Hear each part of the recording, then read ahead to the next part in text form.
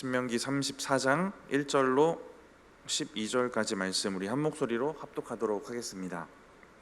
모세가 모압 평지에서 느보산에 올라가 여리고 맞은편 비스가 산꼭대기에 이르매 여호와께서 길르앗 온 땅을 단까지 보이시고 또 온 납달리와 에브라임과 므낫세의 땅과 서해까지의 유다 온 땅과 네겝과 종려나무의 성읍 여리고 골짜기 평지를 소알까지 보이시고 여호와께서 그에게 이르시되 이는 내가 아브라함과 이삭과 야곱에게 맹세하여 그의 후손에게 주리라 한 땅이라.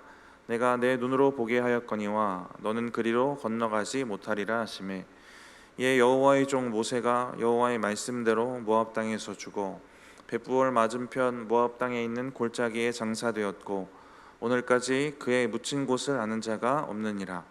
모세가 죽을 때 나이 120세였으나 그의 눈이 흐리지 아니하였고 기력이 쇠하지 아니하였더라. 이스라엘 자손이 모압 평지에서 모세를 위하여 애곡하는 기간이 끝나도록 모세를 위하여 30일을 애곡하니라. 모세가 눈의 아들 여호수아에게 안수하였으므로 그에게 지혜의 영이 충만하니 이스라엘 자손이 여호와께서 모세에게 명령하신 대로 여호와의 말을 순종하였더라. 그 후에는 이스라엘에 모세와 같은 선지자가 일어나지 못하였나니 모세는 여호와께서 대면하여 아시던 자요 여호와께서 그를 애굽 땅에 보내사 바로와 그의 모든 신하와 그의 온 땅의 모든 이적과 기사와 모든 큰 권능과 위엄을 행하게 하심에 온 이스라엘의 목전에서 그것을 행한 자이더라. 아멘.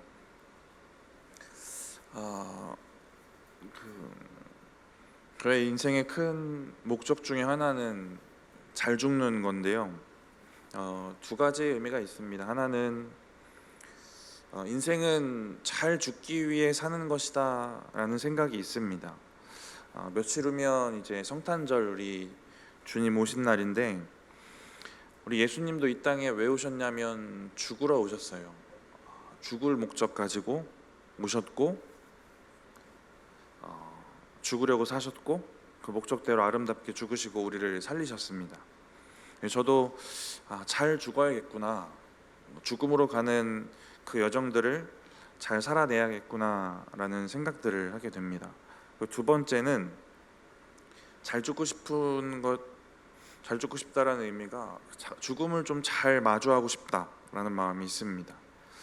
예수님이 죽으시는 그 과정에는 참 슬프고 끔찍하고 가슴 아픈 장면들이 있지만 그 죽음을 받아들이시는 예수님의 모습은 참 고귀합니다. 육신의 바램으로 이 잔을 내려놓고 싶습니다라는 표현도 하셨지만 결국 아버지의 뜻대로 되기를 구하시고 그 뜻대로 죽으십니다. 죽음을 기쁨으로 마주하셔서 이 죽음에는 후회도 없고 슬픔도 없고 오히려 소망이 있고 기쁨이 있습니다. 이렇게 죽음을 마주하는 것이 참 귀하겠구나라는 생각들 합니다. 오늘 본문에 모세가 죽는데요. 모세의 죽음이 이 예수님의 죽음을 참 많이 닮았다라는 생각이 들어요.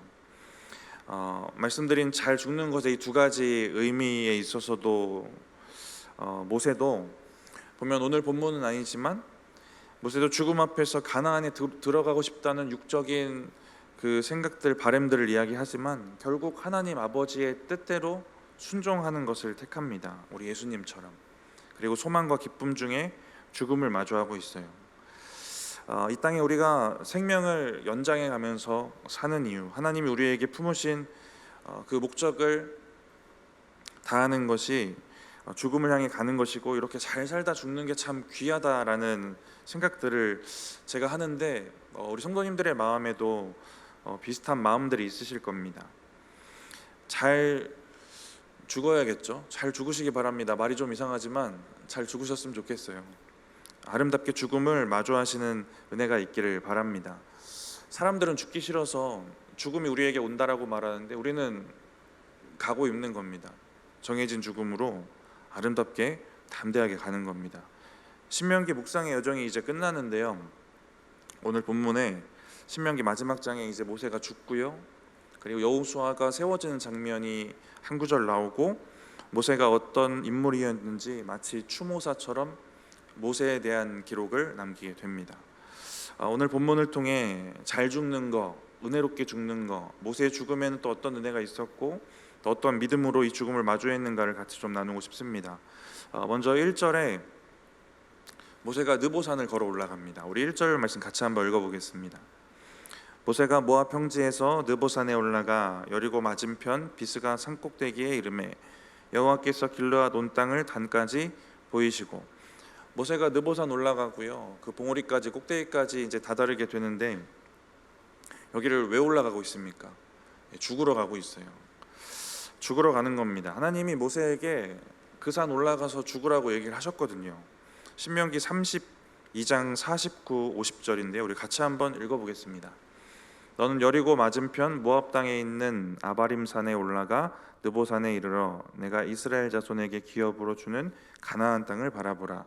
내 형 아론이 호르산에서 죽어 그의 조상에게로 돌아간 것 같이 너도 올라가는 이 산에서 죽어 내 조상에게로 돌아가리니. 이렇게 말씀하셨고요. 이 말씀대로 이제 죽음을 향해 가고 있어요. 이게 어떤 마음일까 묵상하면서 이 마음을 좀 생각해 봤거든요. 거기가 자기가 죽을 곳인 것을 알면서도 거기로 향하는 심정이 어땠을까? 묵상을 하면서 이 마음을 좀 가늠해 봤는데 가늠이 잘 안 돼요. 나는 할 수 있을까 이 생각도 들고요. 그만큼 본능적으로 죽음을 두려워하고 죽음을 무서워하는 그런 본능도 있고, 아쉽고 막 남는 미련들, 후회들, 아직 언제 죽을지도 모르고 아직 저는 젊지 않겠습니까? 네, 아직 젊은데도 그런 겁니다. 묵상을 하면서 이 마음조차, 마음이 가늠조차 되지가 않더라고요. 근데 모세는 죽으러 느보산을 갑니다. 좀 더 정확하고 은혜롭게 말하면 순종하러 가고 있어요. 이런 면에서도 예수님의 죽음이랑 참 많이 닮아 있습니다. 하나님이 느보산 올라가서 가나안 한번 바라보고 죽으라고 명령을 하셨고요. 그리고 그 말씀에 순종해서 죽으러 갑니다.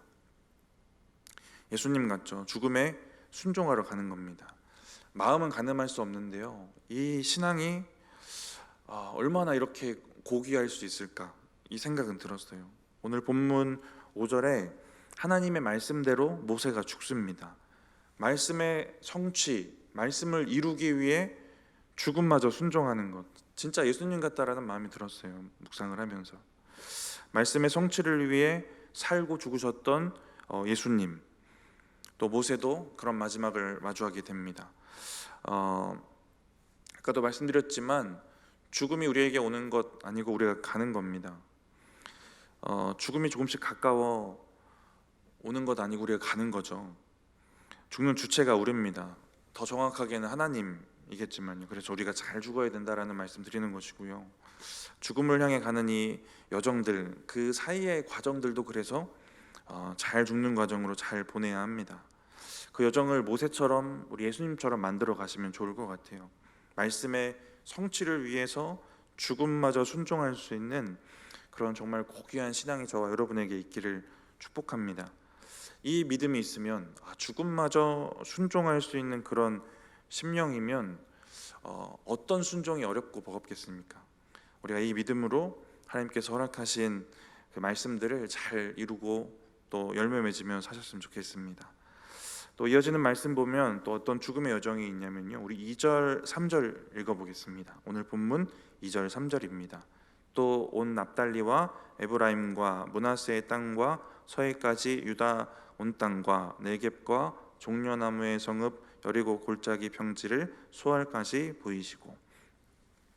1절 마지막 부분에도 하나님이 보이셨다라는 얘기 하시는데 3절에도 소알까지 보이시고라는 이야기 합니다.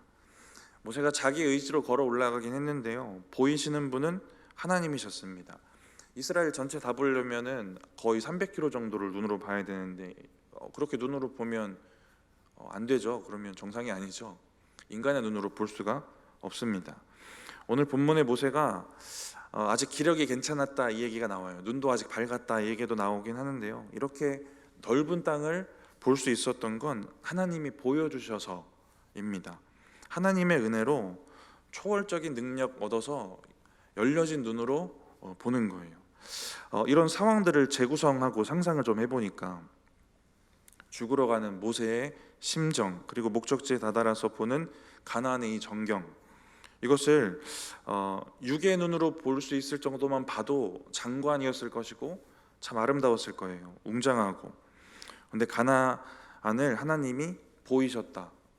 전체가 다 보일 정도로 하나님이 능력 주시고 은혜 주셔서 다 보게 하셨다라는 겁니다. 이 상황들을 재구성하고 생각해 보면서 이런 마음이 들었어요. 모세가 하나님의 충만한 임재 속에서 초월적인 그 역사를 경험하는 와중에 그 은혜가 충만한 중에 죽음을 마주하고 있다라는 겁니다. 저는 이 장면이 되게 은혜롭더라고요. 약속대로 가나안을 보게 되는 상황 속에서 죽는 것도 은혜롭고, 하나님의 능력, 그 임재가 아니면 볼 수 없는 그 초월적인 은혜 가운데 그 충만함 중에 죽음을 마주하는 겁니다. 이게 참 은혜롭다라는 생각이 들었어요. 죽는 순간 은혜가 충만한 겁니다. 우리 6절을 먼저 한번 같이 읽어보겠습니다. 오늘 본문 6절입니다. 벳부얼 맞은편 모압 땅에 있는 골짜기에 장사되었고 오늘까지 그의 묻힌 곳을 아는 자가 없느니라. 장사된 곳을 하나님이 알 수 없게 하십니다. 왜 그럴까요? 이유를 좀 추측을 해보면 모세가 우상화될 것을 염려하셨던 것 같아요. 충분히 이스라엘의 과거, 그들의 전적을 보고 그 민족의 성향을 보면 충분히 형상을 만들거나 우상을 만들고 우상화하는 것 잘할 만한 사람들이 맞습니다. 모세처럼 진짜 전무후무한 이 위대한 지도자의 무덤이라면 이곳을 이렇게 만들 것 같기도 해요. 그 하나님 만나는 성전 있는 곳보다 더 거룩하고 성스러운 것처럼 우상화할 수도 있었을 것 같습니다. 그래서 제가 묵상 중에 궁금증이 들었던 건 6절에 분명히 묻힌 곳이라고 했거든요. 누가 묻었을까요? 누가 묻었을까요? 제가 궁금해서 여러분께도 한번 물어보려고 삼지선다로 3개의 보기를 준비해 왔습니다. 1번, 모세가 스스로 자기를 묻었다. 무덤을 이렇게 파고요, 거기 잘 들어가가지고 한 얼굴 정도만 내놓고 자기를 다 묻은 거예요. 그러다 죽는 게 1번. 2번은 모세가 일단 죽을 위치를 잘 잡고 가나안을 잘 관람하다가 일단 어떻게 죽었고, 하나님이 뭐 입김을 부시던지 바람을 부시던지 해서 흙과 모래가 잘 섞여가지고 모세의 시체를 잘 덮은 겁니다. 이게 2번이고요. 3번은 모세와 함께 올라갔던 몇 명의 비밀스러운 사람들이 있었고 그 사람들이 모세를 묻었는데 그들이 실종된 겁니다. 그래서 이제 어딘지 모르는 거죠. 제가 이렇게 삼지선다까지 좀 생각을 해봤는데요. 몇 번일 것 같으십니까? 여기 답이 없을 수도 있겠죠. 근데 몇 번일까요? 모르시겠죠.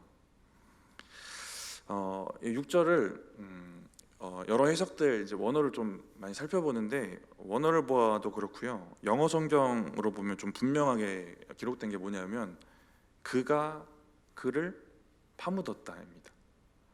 여기서 그가 누구냐가 문제죠. 그럼 그가 그를 어떻게 묻었을까? 그가 누구냐가 문제인데 여기서 그는 하나님이에요. 죽을 자리에 뭐 있었고 어떻게 죽었겠죠. 아까 그러니까 거의 2번은 제가 상상을 좀 더 했지만 2번이 맞는 얘기입니다. 하나님이 묻으셨어요. 하나님이 묻으시고 누구에게도 알리지 않았으니까 이제 아무도 모르게 되는 겁니다. 유다서 1장 9절에 보면 하나님의 모세의 시체를 누구한테 맡기냐면 천사장 미가엘에게 맡기십니다. 근데 마귀가 찾아와서 모세의 시체를 요구해요. 그러니까 미가엘이 이렇게 얘기합니다. 주께서 너를 꾸짖으시기를 원하노라라고 얘기해요. 여기서 알 수 있는 건 뭐냐면 모세가 하나님이 모세의 시체를 직접 관리하시고 그 시체를 알게 되는 걸 직접 통제하시고 하나님이 이런 의지를 가지시고 이 모세의 죽음과 죽음 후에 그 시체와 무덤까지도 보존하고 계시다라는 겁니다. 이 장면도 재구성을 해보면서 이런 생각이 들었어요. 하나님이 이렇게까지 신경 쓰시는 죽음이라면 참 은혜롭기는 한데 인간적으로 너무 고독한 죽음 아닐까라는 생각도 해봤어요. 혼자 올라가서 혼자 들어가지도 못하는 거 바라보다가 혼자 죽는 겁니다. 근데 결국 제 묵상과 생각이 정리된 건 어디냐면 그냥 우리 인생 같구나라는 생각도 들었어요. 홀로 와서 홀로 가는 거. 어차피 곁에 죽을 때 누가 있어도 그 죽음의 길을 함께 가지는 못합니다. 홀로 와서 홀로 가요. 근데 재구성한 그 장면에 누가 계시냐면, 죽음 후에도 누가 계시냐면 모세의 곁에 하나님 계시는 겁니다. 그 죽음의 곁에 죽는 순간에 하나님이 충만하셨고, 죽어서도 하나님이 흙을 입김으로 부셨던 어떻게 했던 무덤으로 덮으셨고, 그 무덤까지도 지키시고 마귀에게서 보존하시고 계시는 그 하나님이 충만한 중에 죽는 겁니다. 우리의 마지막이 이래야 되지 않겠습니까? 어차피 누가 옆에 있어도 인간적 위로는 좀 받다 죽을 수 있겠지만 결국 하나님으로 충만한 그 은혜 중에 죽는 게 가장 귀한 죽음인 것 같습니다. 누군가 우리가 간증이나 죽음에 대한 이야기 들을 때 이런 은혜 가운데 돌아가시는 분들에 대한 얘기들 참 우리가 들을 때가 있는데 참 은혜로운 것 같아요, 듣기만 해도. 근데 저와 여러분의 죽음도 그런 사람들처럼, 또 오늘 모세처럼 하나님으로 충만한 중에 마주하시는 그런 은혜가 있기를 바랍니다. 이어지는 우리 4절 한번 읽어보겠습니다. 여호와께서 그에게 이르시되 이는 내가 아브라함과 이삭과 야곱에게 맹세하여 그에게 후손에게 주리라 한 땅이라. 내가 내 눈으로 보게 하였거니와 너는 그리로 건너가지 못하리라 하시매. 이는 내가 아브라함과 이삭과 야곱에게 맹세하여 그 후손에게 준다고 했던 그 땅이다. 하나님이 여기가 그 땅이다라는 얘기를 하는 겁니다. 보여주시면서 여기에 여러 마음과 의미가 담겨 있을 것 같은데요. 하나는 나는 이렇게 조상에게 약속했던 약속을 이루는 하나님이다입니다. 지금 모세가 보고 있는 땅, 이제 이스라엘 들어가 살 땅이고요. 하나님이 약속하셨던 땅입니다. 모세는 이걸 멀리서 바라보고 있긴 하지만 그의 마음에 약속을 이루시는 분, 이루어질 것이다, 하나님은 이루시는 분이다라는 이 확실한 확신이 있었다는 것을 우리가 알 수 있어요. 앞서 묵상했던 내용을 좀 살펴봐도 바로 앞에 장에 모세가 이스라엘을 축복하는 것만 봐도 모세의 그 가나안에 대한 확신을 알 수 있어요. 들어갈지 안 들어갈지 못 들어갈지 알지도 못하고 확신도 없는 땅에 들어갈 사람들을 위해 축복하진 않을 겁니다. 가나안 땅은 이스라엘 백성들이 하나님의 통치를 받으며 살게 될 땅입니다. 원래 그런 땅이에요. 그들이 역사 속에서 하나님 배신하고 배은망덕하게 살았던 역사들이 있긴 하지만 원래는 그랬어야 되는 땅입니다. 한마디로 하나님의 나라가 그 땅에도 이루어져야 되는 거죠. 모세는 가나안에 성취되는 그 하나님의 나라는 못 보고 죽지만 그것이 언젠가 완성된다는 분명한 확신이 있고 그 소망 중에 죽는 거예요. 저와 여러분의 믿음을 좀 생각해 보면 하나님 나라가 이 땅에 이루어질 것을 우리가 바라보면서 사는 겁니다. 근데 하나님의 나라가 완성되는 거 내가 살아생전에는 못 누리더라도 그것을 바라보는 믿음과 소망 중에 우리 후대가 누리겠지, 그 은혜를 더 이어받겠지, 이 믿음 중에 우리가 죽는 겁니다. 완성될 하나님 나라 바라보면서 그 나라를 위해 우리의 헌신을 조금이라도 더 드리면서 사는 겁니다. 그리고 모세에게 말씀하셨던 못 들어가지만 너에게 은혜가 족하다 하셨던 그 말씀을 들으면서 우리가 아름다운 죽음 맞이하면 되는 겁니다. 모세가 이렇게 죽는데요, 모세의 죽음에 대한 직접적인 기록은 5절, 6절 두 절에 기록되어 있습니다. 우리 5절, 6절 같이 한번 읽어보겠습니다. 이에 여호와의 종 모세가 여호와의 말씀대로 모압 땅에서 죽어 벳보을 맞은편 모압 땅에 있는 골짜기에 장사되었고 오늘까지 그의 묻힌 곳을 아는 자가 없느니라. 모세가 죽는 장면이 직접적으로 그 기록된 건 이 두 구절이에요. 모세의 위치, 모세의 업적, 모세의 인생에 비해서 참 간단합니다. 간단하지만 말씀드렸던 것처럼 모세는 자기의 순종으로 하나님의 말씀을 성취합니다. 이 죽음에 있어서도 이러한 모세의 모습이 후대에 좋은 유산 됐을 거예요. 먼저는 하나님의 말씀은 그대로 성취된다. 이걸 성취하기 위해서는 죽음이라도 순종해야 된다라는 이런 신앙의 유선이 남겨졌을 것 같아요. 하나님의 말씀의 그 권위를 인정하고 순종하는 모세의 믿음이 마지막까지 유산으로 남겨졌을 것 같습니다. 그래서 하나는 마지막까지 유산으로 남겨지는 그런 믿음이면 좋겠다는 생각을 해봤어요. 우리의 삶이 마지막까지 후대에 우리 자녀들에게 유산으로 남겨지는 그런 죽음이라는 게 진짜 우리에게 근본적으로 그냥 일단 기본적으로 무서운 거입니다. 우리의 연약함, 우리가 어쩔 수 없는 것이기 때문에 막연한 두려움부터 시작해서 진짜 두려운 건 어쩔 수 없어요. 그래서 마지막에 믿음이 무너지는 사람들이 꽤 있는 겁니다. 그런데 모세처럼 마지막에도 그 죽음까지도 순종으로, 죽음까지도 믿음의 유산으로 남겨줄 수 있는 저와 여러분의 삶이 되었으면 좋겠습니다. 이처럼 죽음까지 유산으로 남겨주고, 또 33장에 축복하는 거, 자기는 죽는데 들어갈 자손들을 축복하는 모습들도 그렇고요. 신명기의 내용을 좀 전체적으로 좀 돌아보고 생각해봐도 모세 안에 있었던 분명한 믿음 하나는 후대가 누릴 것이 즐겁고 좋은 겁니다. 후대가 누릴 것을 생각하면서 모세가 위로도 얻고 소망도 얻는 거예요. 어떻게 이럴 수 있을까라는 생각을 좀 해보다가, 먼저는 죽음 이후의 삶에 대한 분명한 신앙이 있었을 것이고요. 바라보는 본향, 이 소망, 거기에 대한 소망이 분명히 있었을 것입니다. 그리고 나는 못 이루고 못 보고 죽어도 하나님이 이루어 가실 것에 대한 믿음이 분명히 있었기 때문에 그렇습니다. 디모데후서 1장 12절인데요. 우리 같이 한번 읽어보겠습니다.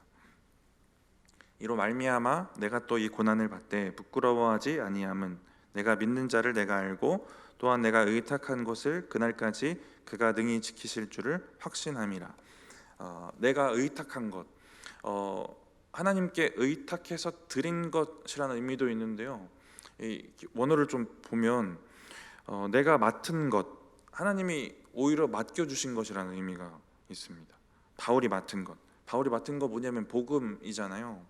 이 복음이 성취되고 완성되는 그날까지 하나님이 이것을 능히 지키실 것을 확신한다는 겁니다. 모세나 바울이나 성취되고 완성되는 그날에 중간에 사이에 껴있는 인생 사는 거고요. 어쩌면 저와 여러분도 돌아가시기 전에 주님 안 오시면 그 사이에 껴있는 인생 사는 겁니다. 하나님 나라 완성되는 거, 복음이 완성되고 성취되는 그 사이를 살아가는 거예요. 그렇기 때문에 이 믿음이 분명히 있어야 되는 겁니다.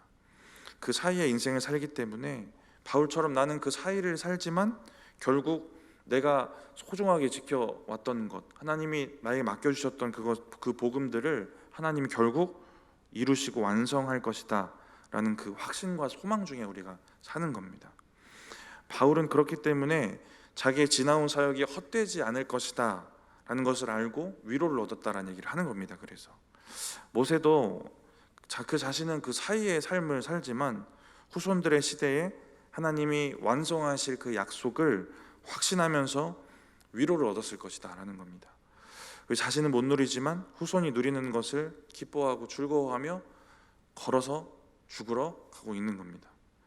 그리고 죽었고요. 이런 은혜가 있기를 바라고요. 이어지는 7절을 보면 모세의 그 육신이 아직 괜찮았다라는 얘기가 나와요. 우리 7절 같이 한번 읽어보겠습니다. 모세가 죽을 때 나이 120세였으나 그의 눈이 흐리지 아니하였고 기력이 쇠하지 아니하였더라. 모세의 시력도 괜찮았고 기력도 괜찮았다라는 얘기가 나옵니다. 기력이 괜찮으면 아프면 하나님 곁에 빨리 가고 싶어지겠지만 기력 괜찮으면 천천히 가고 싶은 마음, 아쉬운 마음 생기지 않았을까라는 생각을 해봤고요. 더 살고 싶은 마음이 있지 않았을까요? 아직 건강하기도 하다면 120세면 오래 살긴 했는데 결국 이런 것들 다 상대적인 거잖아요. 모세 아버지는 더 오래 살았습니다. 더 살고 싶은 마음이 있을 수도 있는 겁니다. 남겨진 이스라엘을 걱정하는 마음, 신명기에 우리가 그 모세의 그 심정들을 수도 없이 봤는데 남겨질 이스라엘도 걱정되고, 근데 더 사역할 수 있는 건강도 스스로 느끼고 있었다면 아쉬울 수도 있는 겁니다. 이런 선한 목적에서 봐도. 그런데 또 9절을 보시면 이스라엘의 리더로 여호수아가 세워져요. 이 생각도 해봤어요. 아쉽지 않을까에 초점을 둬서 생각해 보니까 이것도 아쉬울 수 있겠다는 생각이 들었는데, 아들 게르솜과 엘르에셀 있잖아요. 세습하고 싶지 않았을까 이 생각도 들었어요. 여러 가지 추측해 볼 수 있는 아쉬움들이 있습니다. 모세가 얼마나 아쉬워했는지 모르지만 우리가 인간적으로 생각해 보면 이런저런 아쉬울 만한 것들이 있어요. 근데 이 아쉬움들을 모세는 다 집어넣고 죽습니다. 여기에 정말 귀한 신앙이 있는 건, 모세가 아쉬워할 만한 거는 왜 제가 아쉽다고 해석했냐면, 충분히 모세가 그렇게 할 수 있을 만한 일들이라 그래요. 더 사역할 수 있을 만한 건강이 있고요, 세습을 할 수 있을 만한 권위가 그에게 있었을 겁니다. 자기가 정해놓은 한계는 더 높은 위치에 있었을 수도 있어요. 그런데 하나님이 정해놓으신 한계가 여기까지인 겁니다. 근데 여기에 순종하고 있는 게 참 인간이 하기 힘든 순종이고 그런 믿음인 겁니다. 모세의 죽음은 하나님의 뜻이 어떤 것인지, 그게 어떤 것인지 그냥 수용하는 거예요. 자기가 가진 한계, 그 능력치가 여전히 괜찮더라도, 내가 가진 권위가 여전히 있더라도 거기에 순종하는 겁니다. 모세는 가나안 가기를 원했고 하나님 거절하셨고 은혜가 족하다 하시고 거기에 그냥 순종해서 죽는 겁니다. 건강도 있고 능력도 있지만 하나님이 정하신 뜻, 거기까지가 자기의 한계다라고 정해버리는 겁니다. 가나안까지 가고 싶은 마음이 있었지만 거기까지 가는 건 모세의 역할이 아니었고요, 이게 하나님이 정해놓으신 모세의 사명의 끝이고 한계입니다. 근데 모세가 이 모든 걸 받아들였다라는 게 은혜로워요. 예수님이 죽으실 때 다 이루었다고 하십니다. 육적으로는 아까 말씀드렸듯이 피하고 싶은 마음도 비추셨지만, 그리고 예수님의 능력은 십자가를 충분히 피할 수 있는 능력도 있었고요, 마치 모세가 여전히 건강하고 자기의 능력은 충분했던 것처럼, 근데 우리 예수님도 하나님이 정해놓으신 한계를 자기 한계로 그냥 인정하시고 그 사명, 그 마지막이 거기까지였다는 것을 받아들이시고 순종합니다. 하나님이 정해놓으신 것까지가 내가 정해놓은 마지막이다라고 생각하는 겁니다. 반대의 입장이 사실 더 많아요. 내 한계를 너무 낮게 해버려가지고 하나님의 뜻을 덜 이루고 사는 것도 있습니다. 근데 반대로 너무 높게 잡아놔가지고 하나님의 뜻보다 넘치게 하려는 것도 우리에게 위험한 부분이 됩니다. 하나님이 정해놓으신 것까지가 내가 정해놓은 한계이고 마지막이다라는 이 믿음이 있기를 바랍니다. 다 이루었다라고 하나님, 우리 예수님 말씀하셨는데, 이 말에 담겨있는 중요한 의미 중에 하나는 후회 없다. 우리는 짧은 인생 살지만 수많은 후회예요. 지난주 일도 그렇고 바로 어제 일도 후회하는 게 우리의 연약함입니다. 죽을 때도 많은 후회할 것 같아요. 근데 예수님도 모세도 미련이 많이 없습니다. 후회가 없어요. 저는 하나님이 정해놓으신 그 한계를 인정하고 거기에 잘 매달려서 매여서 살았기 때문이다라는 마음이 들어요. 여기까지가 하나님이 정하신 한계다. 조금 익숙한 표현으로 여기까지가 하나님 뜻이다. 이 믿음으로 죽음을 마주하는 겁니다. 우리 이어지는 마지막 구절 한번 읽어보겠습니다. 마지막 10절, 12절, 모세에 대한 평가 같기도 하고 추모자 같기도 해요. 우리 같이 한번 읽어보겠습니다. 그 후에는 이스라엘에 모세와 같은 선지자가 일어나지 못하였나니 모세는 여호와께서 대면하여 아시던 자요, 여호와께서 그를 애굽 땅에 보내사 바로와 그의 모든 신하와 그의 온 땅의 모든 이적과 기사와 모든 큰 권능과 위엄을 행하게 하심에 온 이스라엘의 목전에서 그것을 행한 자이더라. 모세가 어떤 사람이었는가 얘기를 합니다. 10절에 이후에는 모세 같은 선지자가 없을 것이다 라는 좋은 평가를 하고요, 11절 12절에 이 사람이 얼마나 능력 있고 탁월했는지 과거의 이야기부터 합니다. 애굽에서 이적과 기사를 행했고 큰 권능과 위엄을 행했던 탁월하고 능력 있는 지도자다 라는 얘기를 기록하고 있습니다. 근데 이 세 절에 기록된 모세에 대한 평가에 있어서 진짜 모세가 탁월했던 건 10절 뒷부분에 나오는 바로 그 내용이에요. 이것이 우리가 정말 분명하게 기억하고 본받아야 되는 부분입니다. 저는 어쩌면 신명기에서 정말 하나님이 말씀하시고 싶으셨던 것이 이게 아닐까라는 생각도 들었어요. 하나님과의 친밀함입니다. 10절에 보시면 모세는 여호와께서 대면하여 아시던 자요라고 합니다. 하나님과 대면하고 친밀했고 인격적인 교제를 나누었던 사람이 모세예요. 신명기가 순종을 강조하는 책이 맞잖아요. 근데 순종 이전에 하나님은 이걸 원하시는 겁니다. 친밀한 교제. 이 마음들을 계속 비추세요. 정말 신명기에 많이 반복되는 단어 중에 하나가 마음인데요. 순종 이전에 마음 달라고 하시는 겁니다. 마음이 담겨 있는 순종 달라고 하시는 거. 32장 모세의 그 마지막 노래 보면 노래의 그 본론 중간 부분에는 죄짓고 배신하는 이스라엘 임하게 될 심판, 징계 이런 내용들도 있지만 그 노래의 시작과 끝은 담비 같은 은혜, 그리고 끝은 회복하시고 속죄하시는 은혜로 끝납니다.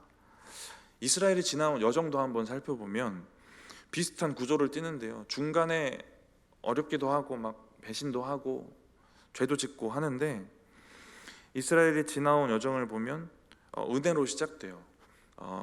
출애굽이 먼저입니까? 율법이 먼저입니까? 출애굽이 먼저죠. 하나님이 율법을 주시고 너희가 이거 잘 지키면 내가 너희를 애굽에서 구해줄게 하신 거 아니다라는 겁니다. 그냥 하나님은 이들을 구원하시기로 작정을 하세요. 그냥 구원의 은혜를 먼저 주십니다. 그리고 주어진 게 율법인데요. 순종을 요구하시기 이전에 은혜를 먼저 주시고 순종 요구하시기 전에 이들을 먼저 사랑하십니다. 이런 구원의 관계, 사랑의 관계, 친밀함의 관계를 하나님 원하시는 거예요. 그리고 그 순종조차도 우리에게 뭔가 요구하시는 것 같은데 순종하면 하나님과 은혜를 누리고 더 친밀하게 되는 거예요. 그 순종이 우리가 은혜 받을 통로가 되는 거고 하나님과 더 친밀해질 수 있는 방법이 되는 거고요. 하나님의 사랑 안에 거할 방법이 되는 겁니다.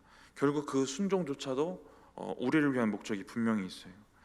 이렇게 모세의 노래도 그렇고 이스라엘의 여정도 그렇고 신명기 말씀도 그렇고 하나님의 은혜로 잘 감싸여져 있어요.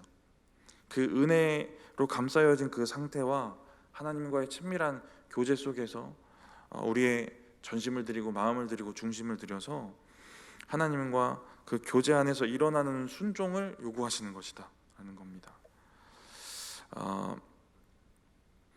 하나님의 마음에만 진짜 초점을 두고 얻을 수 있는 신명기의 결론이 이거 같아요. 하나님과의 친밀한 관계 속에서 시작된 순종을 통해서 하나님의 은혜와 사랑을 더 누리고 이런 축복된 관계, 이런 순종의 삶을 우리가 살기를 원하시는 것이고 그것에 대한 진짜 가장 좋은 모델이 바로 모세라는 것을 이 모세의 마지막 또 10절의 그 말씀을 통해서 우리가 알 수 있는 겁니다. 하나님과 친밀했고 그래서 순종했고 순종으로 하나님의 역사와 또 은혜를 이루고 누리며 살았던 겁니다. 하나님과의 친밀함이 순종으로 이어지는 것은 중요한 이유들 많겠지만 친밀하면 하나님 마음도 보이고 뜻도 알게 되기 때문에 그래요. 저와 여러분의 인생의 그 신앙의 딜레마 중에 하나는 이걸 거예요. 내가 하나님을 위해 하고자 하는 거랑 하나님이 나에게 목적하시는 것, 내가 뭘 하면서 살기를 바라시는지 이 두 개가 부조화가 일어나서 이게 딜레마가 됩니다. 남포교회 그 박영성 원로 목사님이 이 얘기를 부모와 자녀 관계로 설명을 하세요. 어떤 자녀가 있는데 부모가 자기를 위해 너무 많은 돈을 쓰는 것 같아요. 교육비 같은 게 너무 많이 들어가는 것 같습니다. 그래서 아들이 진지하게 부모에게 고백을 하고 이제 내가 학교를 그만 다니고 껌을 팔겠습니다라는 고백을 했대요. 그랬더니 부모님이 너무 기뻐서 이제 네가 철이 들었구나, 돈의 무서움을 알았구나, 이럴 만한 부모는 없다는 겁니다. 내가 언제 너보고 돈 벌어오라고 그랬냐, 이 반응이 일반적인 부모의 반응이다라는 거예요. 자식도 부모를 위해서라는 마음이 있겠죠. 부모도 자식을 위한 마음이 있고, 근데 이 두 가지 사이에서 부조화가 일어나는 거, 이런 모양인 겁니다. 내가 하나님을 위해 하고자 하는 것, 살고자 하는 것, 그거랑 하나님이 나에게 목적하시고 바라시는 것, 이것에 대한 부조화가 계속 일어나요. 근데 구약 내내 이런 것들이 일어납니다. 이스라엘이 하고자 하는 것, 하나님 바라시는 것, 여기에 대한 부조화가 이런 일치되지 않는 부조화들이 계속 일어나요. 이런 일들이 구약 시대 내내 있어 왔고, 이스라엘의 역사 가운데 지금 시대에 우리의 인생에까지 이것이 딜레마로 남게 됩니다. 근데 이런 인간의 딜레마 같은 이 부조화의 문제 속에서 이 얘기 왜 드리냐면, 모세가 하나님과의 친밀함 속에서 여기에 대한 균형을 잘 맞추며 살았다라는 겁니다. 모세의 마지막을 나누면서 이것들을 우리가 잘 본받으면 좋겠다는 마음이 들어요.